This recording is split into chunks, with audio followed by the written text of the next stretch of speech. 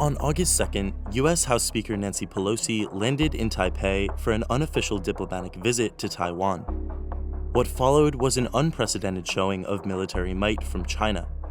For 72 hours, China engaged warships, fighter jets, and missile tests in a prolonged military exercise in 6 different regions around Taiwan.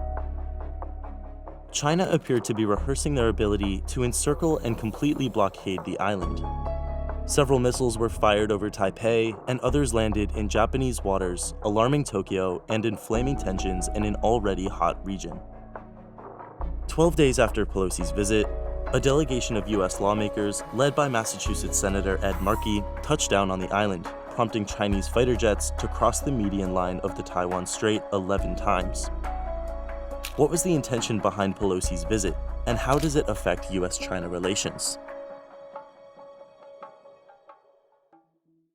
To understand the contention of Taiwan on the geopolitical stage, we must first look at its history.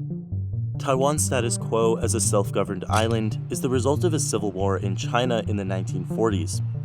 In 1949, the Communist Party took control of mainland China, and the nationalist Kuomintang government was forced to flee to the island of Taiwan. Ever since, Beijing has vowed to see the reunification of the island with the mainland, by force or by other means.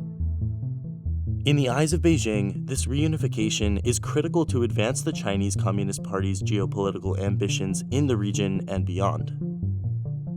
Nancy Pelosi's visit reinforced unofficial U.S.-Taiwan relations, demonstrating the freedom for unofficial delegations to meet with the governing body of Taiwan. While the Taiwan visit effectively served as a showing of U.S. public support, many in the government, including the Department of Defense, criticized Pelosi's unilateral decision to go, as it upsets the official U.S. stance of strategic ambiguity. For now, the U.S. has deployed a measured response, even postponing a previously scheduled intercontinental ballistic missile test for fear of it being perceived as a threat to China. Despite the Biden administration's call for heightened vigilance, a military mobilization akin to that of China is unlikely.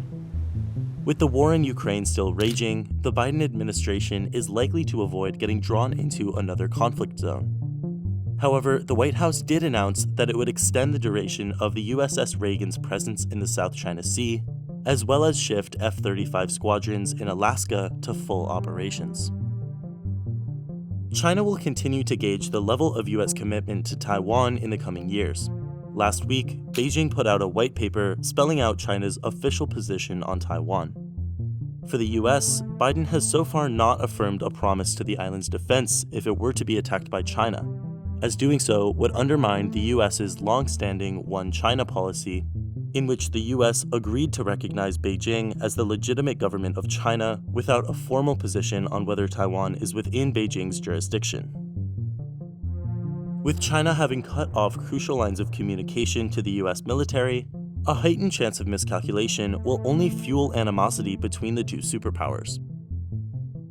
In regards to economics, the global supply chain experienced delays as ships passing through the Taiwan Strait were rerouted as a result of the escalation.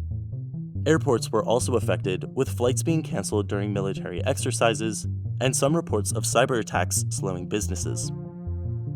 Regardless of how China may seek to bring Taiwan into its fold, the increased tensions around the island will very likely affect the world's supply chains, specifically the microchip industry, which overlaps with virtually every tech-involved business. A Chinese squeeze of global trade networks may provoke harsher action from the US and the rest of the world that needs these chips for crucial growth at all levels of their economies.